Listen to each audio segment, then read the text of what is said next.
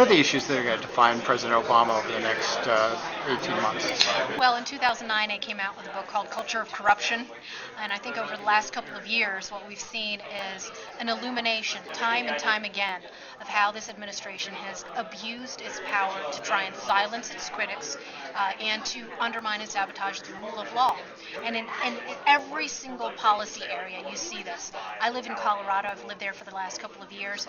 The Interior Department's war on the West and war on jobs has been perpetuated by job killers who have exploited their office and circumvented the legislative process to achieve their policy ends through executive fiat. And obviously, health care, the squandering of nearly $1 trillion on stimulus that has done what? Caused unemployment to skyrocket even higher over the last couple of years. And one of my core issues, of course, which is border security and national security. I think since I moved away from the Beltway and out to the west, to the Rocky Mountain West, it's become clearer and clearer to me that the devolution of power is really the primary way in which people are going to be able to take this country back. We've got state after state that is suing over Obamacare constitutionality. We've got state challenges on border security, and obviously Arizona led the way on that. And then you look at the explosion of public union pensions and the costs that are associated with that, and Wisconsin led the way on that. So as important as this presidential election is, I think that what the last couple of years have taught us at the state level, and then particularly with the grassroots Tea Party movement becoming more and more politically savvy at the local and state level, is that people outside of Washington are doing the job that Washingtonians haven't done. You bring up the whole kind of corruption aspect of and how power does corrupt. We see the EPA putting edicts on utility companies now that are going to destroy thousands of jobs. Yes. And raise energy costs astronomically over mercury content in terms of emissions.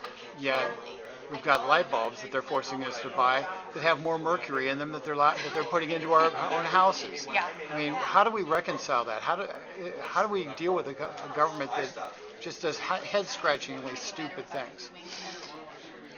Well, sunshine is always the best disinfectant, and I think it's groups like Americans for Limited Government and so many other citizen activists across this country who've been able to show the contradictions, the dire consequences of this regulatory overreach, and EPA really is obviously at the top of that list.